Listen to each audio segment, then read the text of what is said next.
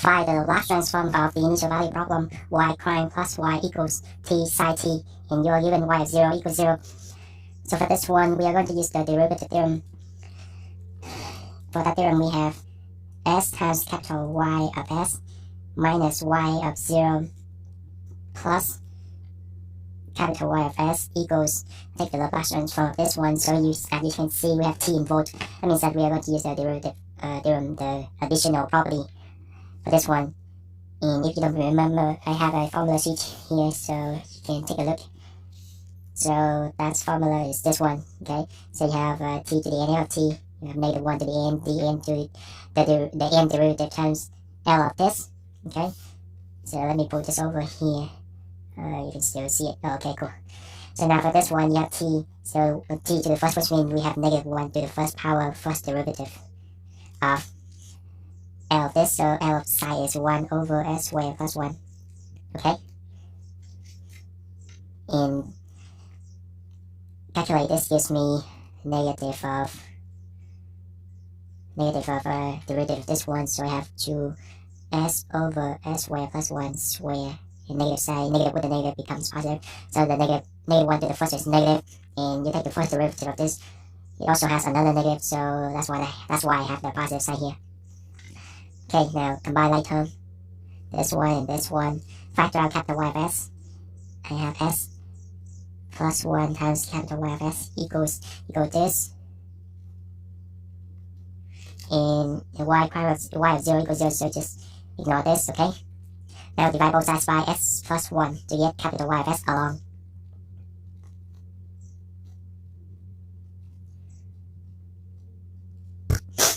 Alright. Now for this one, looks like we have to find partial fraction decomposition of it. So in order to do that, let me work down here, okay? And let me move this up. Alright. Now for this one, just rewrite it. And this can be obtained from the summation of a over s plus 1 plus b s plus c over s squared plus 1 plus ds plus e over s squared plus 1 squared. Okay? Now the LCD is everything on the denominator right here. So multiply both sides by this one. I have 2s equals a times s squared plus 1 squared plus bs plus c times s plus 1 times s squared plus 1 plus ds plus e times s plus 1. Okay? So now I'm going to take the limits. You can multiply all of these out and find each value of it, where it's going to be lengthy. So let s approach negative 1, okay? On the left side I have negative 2, on the right side I have, so it eliminates this and this, so I left only with this.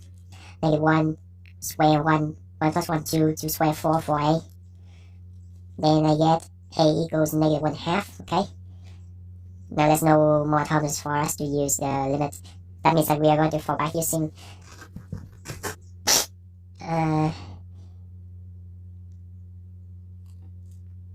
that means we are going to fall back using equating coefficient, okay?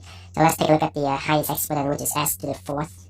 On the left side we have 0, on the right side I have, so if you multiply this out I have a. Okay, in s squared, s times s, so plus b. Okay, and for this one, just s to the 2nd. So that's it. Since I know a, I can find b, which is 1/2. Okay, now let's take a look at the leading coefficient of s cubed. Again, 0 on the left side. On the right side, I have, let's see, c, b. Yeah, multiply this out, I have to the 4th. Then bs times, let me write that so that you can see it easily. Okay, so multiply all of this together. I have bs squared bs plus cs plus c. Okay, and this multiplied by this, so this is the 4th. Now I'm looking for the 3rd, so I have b. Okay, bs times square b, and cs times square c, so b plus c. And over here just s to the 2nd, so that's it. Since I know b, again, I can find c easily, very easily, which is negative 1/2. Now we're going to now go down to s to the second power again. On the left side 0, on the right side I have a 2a. For this one I have b, okay, b squared times y, which is b, and then c, okay, and over here I have d. That's it. So let's say I know a, b, c, I can find d, and that gives me, so a1, -1 half, -1, b, c 0, so d is 1. Now s to the first, on the left side 2, on the right side I have b plus c, and over here I have e, or d plus e. Okay, so b, c, d, we all know them, so we can find e by doing some calculation, and that gives us b, c 0, d, e, d 1, so e is -1. It's alright. Let's double check. D is 1. Oh, b is 1 half, c is 1, -1 half, 0, d is 1, so e has to be equal to 1. Right, now we know all the values, all the letters, so just plug it back in here. So this becomes a, which is a -1 half over, oh yeah, you can still see it, 1 half over s plus 1, plus b is a 1 half. I'm going to split this out, okay? So I have bs over this and c over this, and the same thing for this one, to save time. So b is 1 half s over s squared plus 1, plus c is -1 half, plus -1 half over s squared plus 1, plus d is 1, so I have s over s squared plus 1 squared, plus 1 over s squared plus 1 squared. Alright, now it's time to take the L inverse of this. Oh shoot, I should have written it down here. Okay, now let's draw a line down here. So L inverse of this is going to be y of t, small y of t, and L inverse of this is -1 half e to the t, e to the negative t, okay? But this one, s over s squared plus 1, that is psi, so plus 1 half psi of t. Oh, so that should be cosine, my bad. 1 half cosine t. But this one, this should be psi, -1 half sine t. Okay, so this one, now for this one, there's a tricky here. So this gonna give, it's gonna give us, you have to rewrite it in some ways so that you can see it. Let me write it down here. So this can be written as 1 half negative d over ds, 1 over s squared plus 1. Where did I get this? So you have to use the inverse. So this can be written as using the derivative term, this one. Okay. So for this one, I already have this form. Just rewrite it. Okay. So I need to have a derivative, the -1 to the first power. And for this one, so as you can see, I have s squared plus 1, right? So just have it, and don't worry about it. You just think about something that you can take the integral of it, okay? And then you just go backward to fix it. So for this one, I have s over s squared plus 1 squared. So think about what is the integral of this one, okay? So that just let's say I have 1 over s squared plus 1, okay? 1 over s squared plus 1. And if I take the derivative of this one, it should give me -2s, right? -2s over s squared plus 1. And in order to counter with the -2, I have negative here and 1 half here, so that fixes the problem, okay? So that's why I have this thing here. And for this one, we're going to do the same thing. Let me use different color here.